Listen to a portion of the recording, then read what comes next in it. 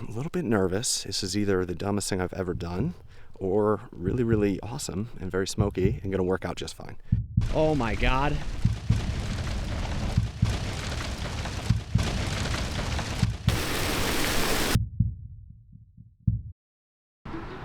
I'm a pretty extroverted person. As a guide, through hiker, and long distance cycle tourer, I love sharing the outdoors with others. Somehow, I've always found someone to bring along for the journey. Even on my largest trip, a 6,000-mile bike tour across the United States, I somehow managed to convince someone to ride and camp with me for the entire trip. Yet, I've always romanticized the idea of a huge solo adventure. And that's exactly what I'm doing right now. Imagining the wide open landscapes, high vistas, beautiful sunsets, remote wilderness, and an incredible adventure. This may be one of the worst days I've ever had on the bike.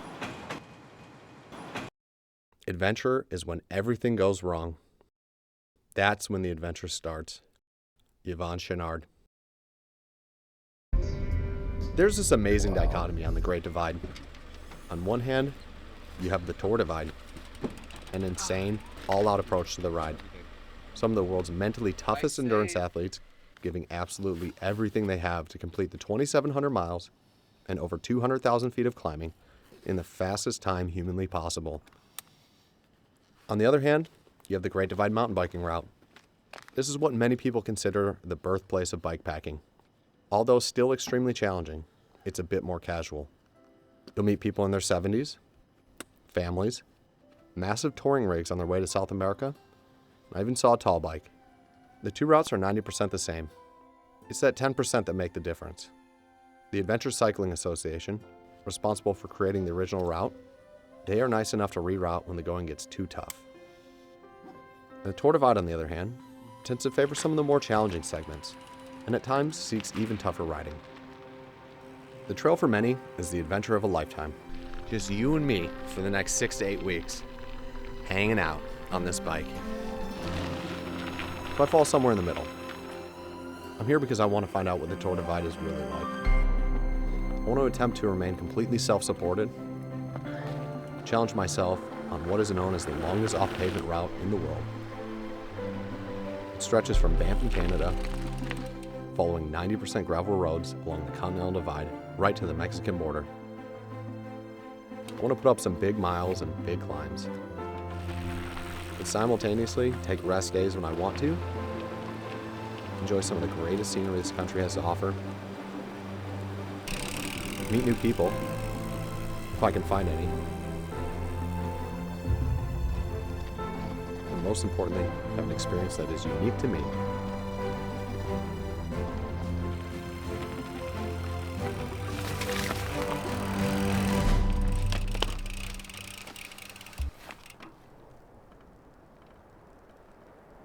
It's 1:45 p.m. right now. So that's like 5 hours in. Gone about 30 miles. Definitely not in the riding shape I'd like to be. Met another cyclist who's coming down from Alaska. We might split a campsite tonight.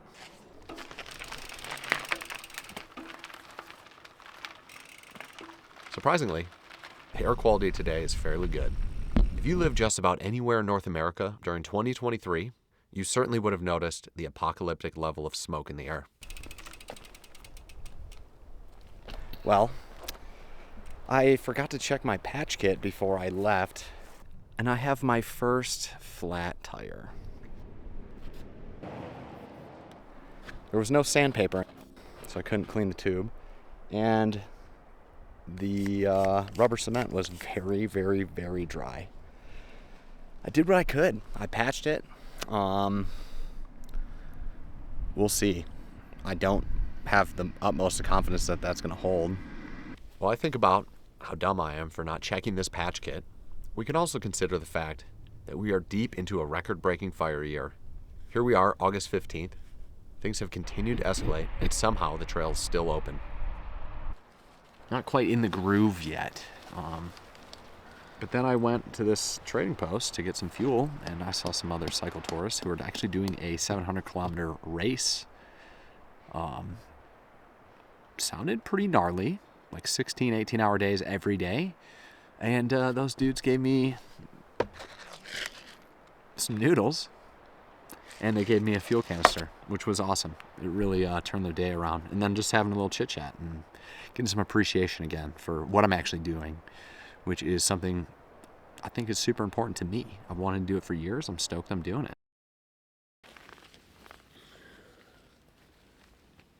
From Banff to the border, roughly 250 miles, are some of the most desolate of the entire trail. Very little cell reception and even less pavement. In the case of Elk Pass, taking the road less traveled pays off. It's only 6 miles end to end, but it'd be over 200 miles by car. So we're probably saving time.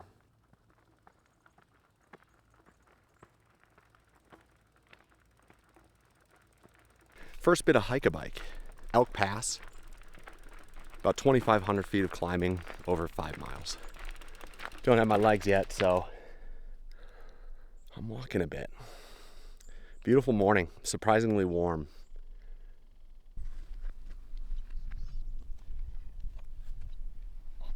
After seeing tons of bear scat around the summit, hey bear, it reminds me of the importance of staying extra vigilant on the descents.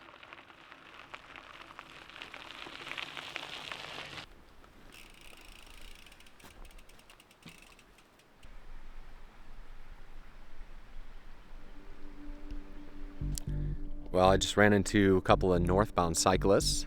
They're doing the divide as well.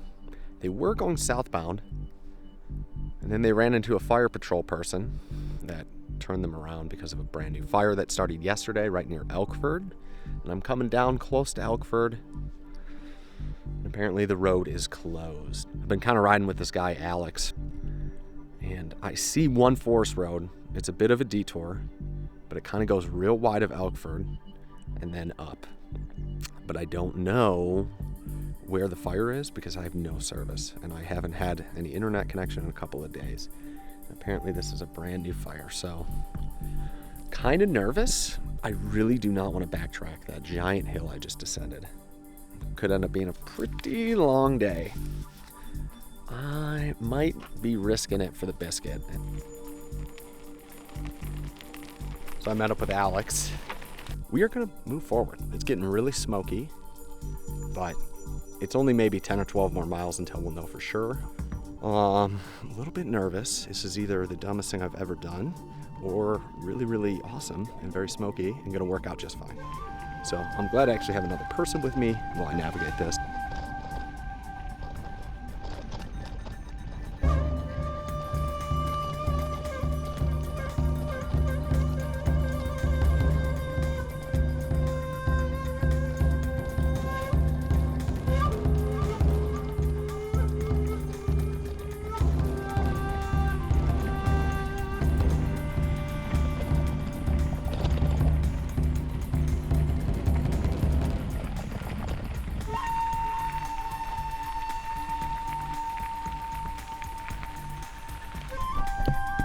We found the fire.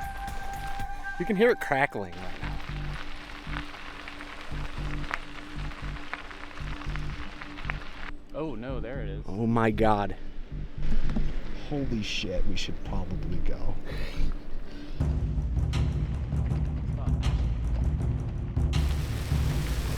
Oh my God.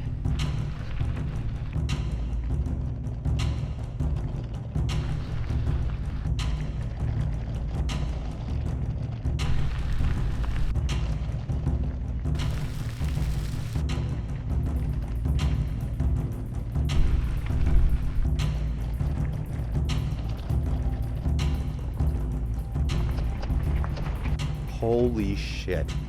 It's such a relief to see Fire Patrol. So happy to be alive right now. Clearly we were not supposed to be on that road anymore. You guys are good to head through, but just be aware that there's heavy equipment and things moving around down there. We're planning on going up Crossing Creek. You're going into the bowl? You're going to paddle up there? Yeah. Have fun. As long as it's not on fire. I'm not sure exactly where the area closure is. Okay. It's like a rock crawling Yeah. route for like ATVs Really? and stuff. But Yeah, it you'll looked have fun. steep, but that's what the official divide route is. So.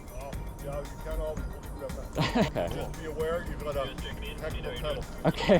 Thanks. Wow, a heck of a push. Yeah. I guess we'll have to make that decision.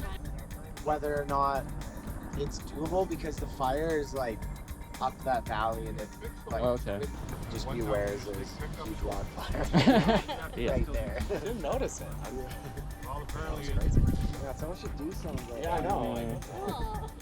Well, stay safe, guys. Bravo line. One thing was made very clear. It's not safe to stay in the valley tonight.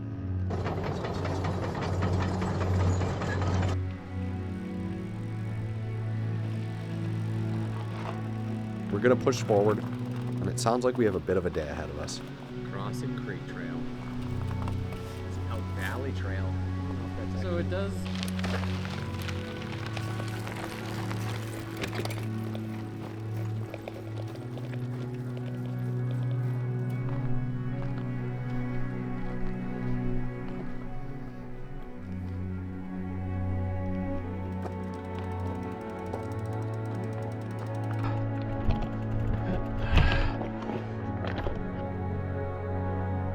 Straight up.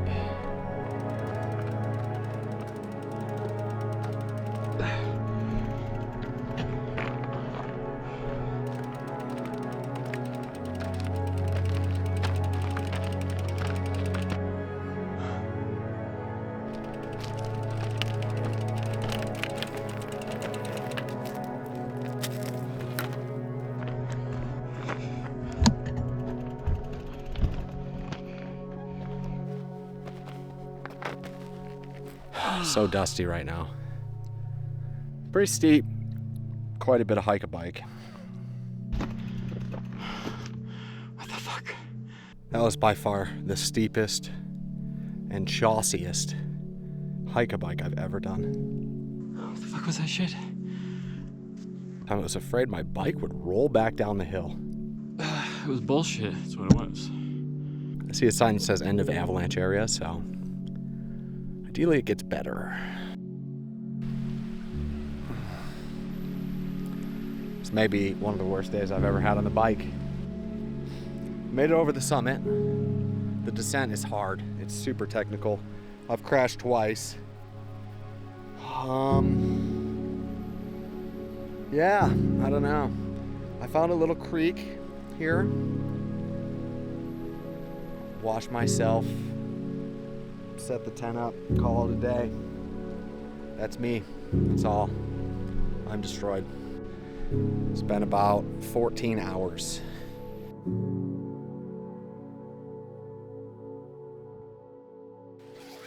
Things got so desperate for me last night, I had to leave Alex behind without saying goodbye. I got to this cabin last night at around 9:30 or so.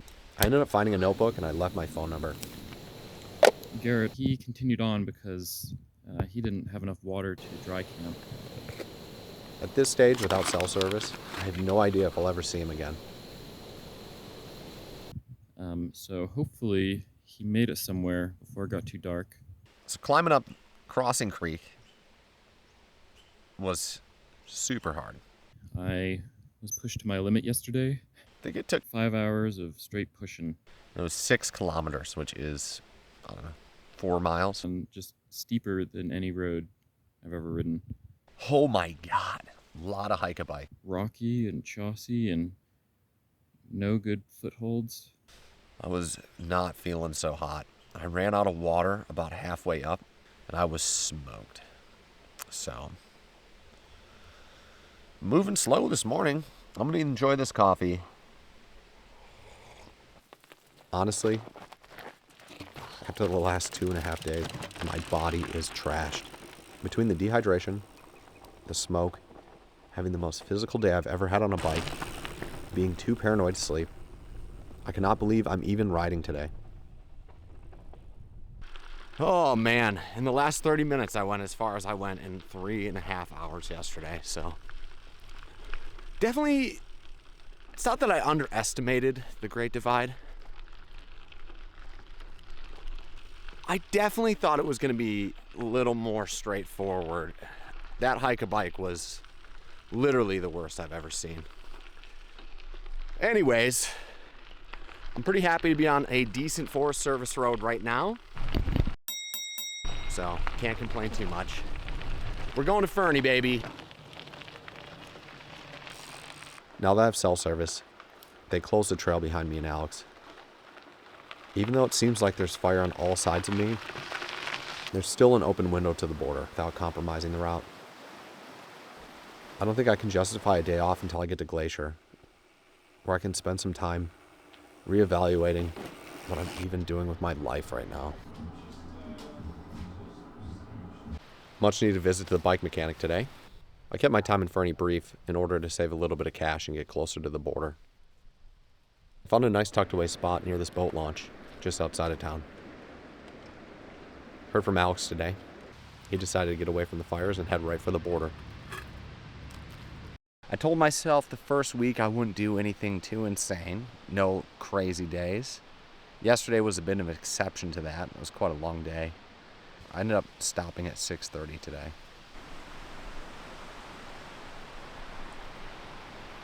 I got about a 20-mile climb to start us off. It's only 2,000 feet over 20 miles. Heading towards a couple of fires, but they should be not a problem. I'm reluctantly headed into the Flathead Valley today. Part of me is very excited to check out one of the most remote segments of the trail. It's been called the Serengeti of North America because the wildlife is so diverse. The other half of me knows it's nicknamed the Grizzly Bear Highway by locals. There's a couple smaller fires in the area. It's extremely remote, known to be rough. I don't know how much longer I can keep feeling like this. The past few days of riding was honestly the portion I was looking forward to the most. Logically, I know this is something I really want, but emotionally and physically, I'm really struggling. Almost 1 p.m. Just got over Harvey Pass. Now I'm in the Flathead Valley. Pretty sweet here.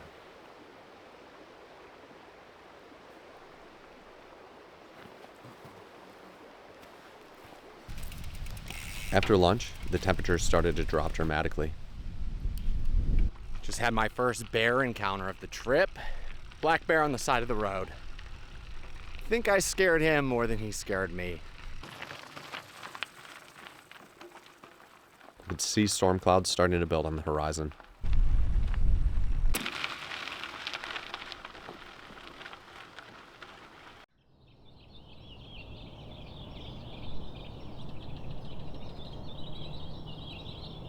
I'm officially cold for the first time on the entire trip. Right as I was topping out on Cabin Pass, started pouring rain. There's also a forest fire really close by. Looks like another fire. This one's maybe new, maybe not. I want to make some moves.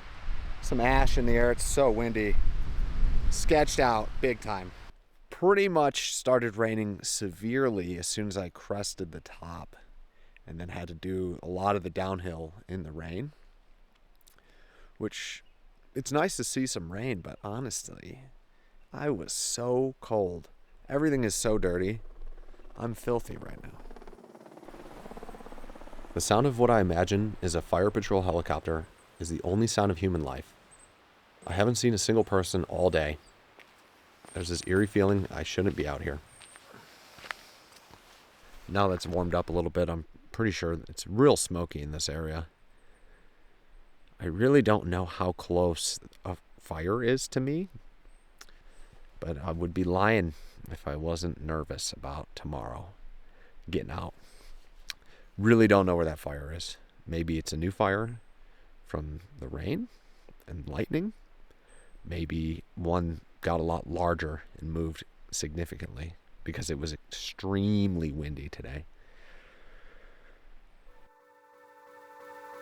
This has been an unforgettable experience, but it feels like it's for the wrong reasons. I've never felt so much resistance.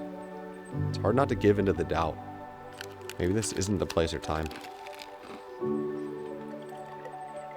I'm freezing right now. This reminds me a lot of when I was touring through the Pacific Northwest a couple of years ago in the fall. Like this every single morning, soaked all the time. Everything was wet, and it rained a lot. Luckily, good old Montana is coming today, and Montana is known to be quite dry, so I know if I just get moving, I'll be dry and warm soon.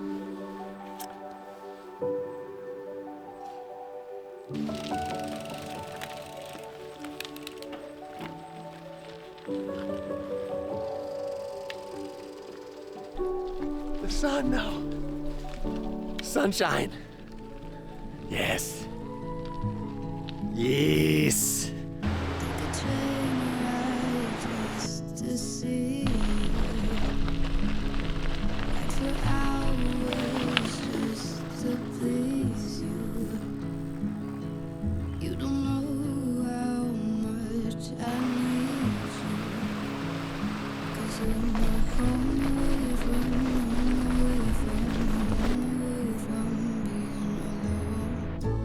Looks like the next segment is mostly single track. Everything's still soaked, so my feet are freezing.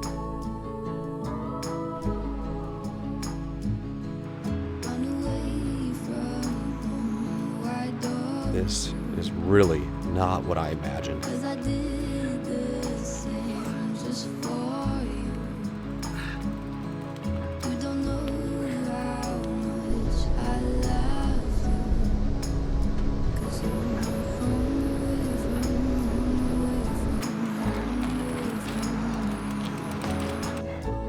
Fuck that, dude. Ah, this is not what I wanted to be doing right now.